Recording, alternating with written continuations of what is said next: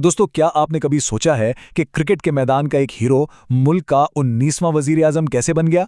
आज के इस तज्जिये में हम इमरान खान के इस हैरत अंगेज सफर पर बात करेंगे। ये कोई रातों रात मिलने वाली कामयाबी नहीं थी। ये कई दहाइयों पर मुहित एक लंबी मैराथन थी, जहां एक आलवी शोहरत याफ्ता खिलाड़ी पहले एक फलाही कारकुन बनता है और फिर एक ताकतवर सियासी रहनुमा।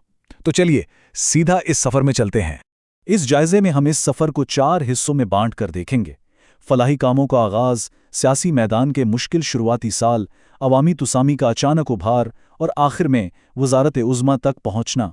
वाकई ये सफ़र किसी लंबी मैराथन से कम नहीं।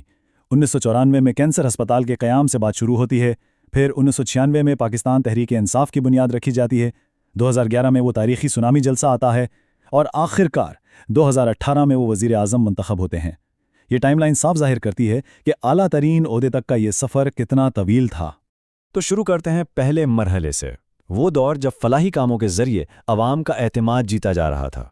ज़रा इस बात पर गौर करें कि अपने इस फलाही मकसद के लिए उन्होंने अपनी सबसे कीमती चीज़ भी कुर्बान कर दी।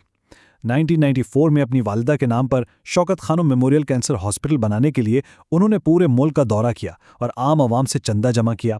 यहाँ तक कि अपना 1992 के वर्ल्ड कप का तारीखी बैट भी नीलाम कर दिया, जिससे $20,000 जमा हुए। ऐसी लगन और जज्बा वाकई आम नहीं मिलता।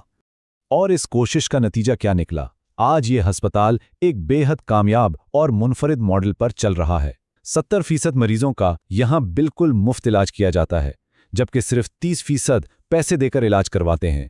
इस मॉडल ने ना सिर्फ उन्हें एक स्पोर्ट्स आइकन से आगे बढ़ाया, बल्कि अवाम की नज़र में उन्हें एक मुखलिस हमदर्द और पसमानदा तबके का खादिम बना दिया। अब यहाँ एक और दिलचस्प बात है। ये फलाही दौर सिर्फ एक अस्पताल की तामीर तक महदूद नहीं था। ये दरअसल उनकी अपनी शख्सियत में एक बहुत बड़ी तब्दीली का आगाज़ था। मगरबी मीडिया में जो शख्स कभी लंदन की चमक दमक और जेट सेटर इमेज के लिए मशहूर था, उसने खुद को एक मजहबी, कौमी शख्सियत और अवामी खादिम के रूप में ढाल लिया। और सच पूछिए तो ये तब्दीली उनके आने वाले सियासी सफ़र के लिए इंतहाई अहम साबित हुई।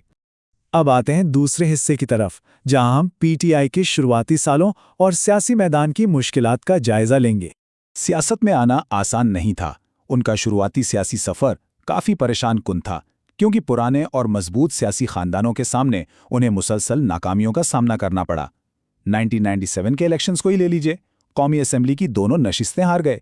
फिर 1999 में इस उम्मीद पर जनरल मुशर्रफ के मार्शल लॉ की हिमायत की कि करप्शन का खात्मा होगा। लेकिन 2002 के इलेक्शंस में पीटीआई सिर्फ एक ही पार्लियामेंट्री सीट जीत सकी और बिलाखिर 2007 में उन्होंने एहतजाजन इस्तीफा दिया और 2008 के इंतखाबात का बॉयकॉट कर दिया। यकीनन ये साल शदीद सियासी तन्हाई और मायूसी के थे। लेकिन इस मुश्किल दौर में भी अवाम से जुड़ने का उनका अंदाज काफ़ी मुख्तलिफ था। उनका एक बहुत मशहूर कौल है, मैंने कभी फरिश्ता होने का दावा नहीं किया, मैं एक आम सा गुनाहगार हूं। इस बारीक बीनी से उन्होंने अपने माजी को आवाम के सामने कबूल किया। इस तरह वो शहरी, आज़ाद ख्याल तबके और रिवायती पस मंज़र रखने वाले अवाम के दरमियान एक अहम पुल का काम करते रहे। अब चलते हैं तीसरे मरहले पर। ये वो वक्त है जब एक अवामी तूफानी उभरती है और लोग बड़ी तादाद में मुतहर्रिक होते हैं। जरा तागो दो देखिए, 2011 में लाहौर के मीनार पाकिस्तान पर 1 लाख से ज्यादा हिमायती जमा हुए। ये पाकिस्तान की सियासी तारीख का एक जबरदस्त टर्निंग पॉइंट था। बरसों की मेहनत के बाद उनका अशरफिया के खिलाफ बयानिया बिलाखिर शहरी मिडिल क्लास और नौजवान नस्ल को जगाने में कामयाब हो गया था। यहां से मोमेंटम बिल्कुल तब्दील हो गया। और इसी जलसे में उन्होंने जो अल्फाज कहे वो उनकी सियासी तहरीक की पहचान बन गए। उन्होंने ऐलान किया, ये कोई सैलाब नहीं जो आ रहा है, बल्कि एक सुनामी है। ये अल्फाज एक मुकम्मल ब्रांड बन गए। अवाम स्टेटस को से तंग आ चुके थे और ये लफ्ज़ सुनामी उनके इस गुस्से और तब्दीली की ख्वाहिश का बिल्कुल सही इजहार था। इसके बाद तो जैसे तहरीक रुकने का नाम ही नहीं ले रही थी। 2012 में अमरीकी ड्रोन हमलों के खिलाफ मुसलसल एहतजाज, फिर 2013 के इंतखाबात के बाद धांधली के इल्ज़ामात सामने लाना, और उसके बाद 2014 में इस्लामाबाद का वो तारीखी धरना जो पूरे 126 दिन तक जारी रहा।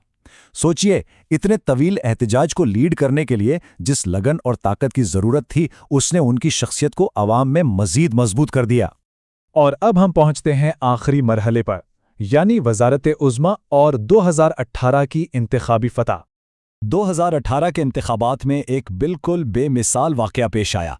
وہ پاکستان کے انتخابی تاریخ کے پہلے شخص بن گئے جنہوں نے ایک ہی وقت میں 5 مختلف حلقوں سے الیکشن لڑا: بنوں، اسلام آباد، میاں والی، لاہور اور کراچی۔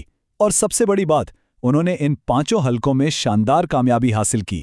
یہ واقعی ایک حیران کن فتح تھی۔ لیکن جیسا کہ سیاست میں ہوتا ہے، اس جیت کے ساتھ ہی ایک بحث بھی شروع ہو گئی۔ بحث الیکٹڈ یعنی منتخب اور سلیکٹڈ یعنی منتخب کردہ کے درمیان۔ ایک طرف مخالفین نے الزام لگایا کہ اس فتح میں فوجی اسٹیبلشمنٹ کی مداخلت شامل تھی، تو دوسری طرف الیکشن کمیشن اور خود عمران خان نے ان الزامات کو سختی سے مسترد کر دیا اور اسے عوام کا خالص جمہوری مینڈیٹ قرار دیا۔ ہم اس بحث کی گہرائی میں تو نہیں جائیں گے، مگر یہ ملکی سیاست کا ایک انتہائی اہم اور نازک پہلو ضرور رہا ہے۔ خیر، وزیر اعظم بننے کے بعد ان کے شروعاتی اقدامات دیکھیں تو ان میں آپ کو وہی ان کی ابتدائی فلاحی سوچ نظر آئے گی۔ مثال کے طور پر انہوں نے وزیر اعظم ہاؤس کا عملہ 524 سے گھٹا کر سیدھا 2 کر دیا، اس کے ساتھ لگژری گاڑیوں کی نیلامی کی، غریب عوام کے لیے احساس ویلفیئر پروگرام جیسا بڑا منصوبہ شروع کیا اور عالمی سطح پر اسلاموفوبیا کے خلاف بڑھ چڑھ کر آواز اٹھائی۔ یہ تمام قدم دراصل انہی فلاحی مقاصد کا حصہ تھے جن سے انہوں نے اپنا سفر شروع کیا تھا۔ تو دوستو، اب جب ہم اس تجزیے کے آخر میں ہیں، ایک انتہائی دلچسپ سوال ذہن میں آتا ہے۔ شہرت، فلاحی کام اور عوامی مقبولیت جب آپس میں ملتے ہیں تو وہ کس طرح روایتی طاقت کے نظام کو بالکل بدل کر رکھ دیتے ہیں۔ ایک کھلاڑی سے لے کر فلاحی کارکن اور پھر وہاں سے ملک کی سب سے بڑی سیاسی طاقت بننے کا یہ سفر واقعی سوچنے پر مجبور کرتا ہے۔ سیاست میں مستقل مزاجی کی کتنی اہمیت ہے، اس پر ضرور غور کیجیے گا۔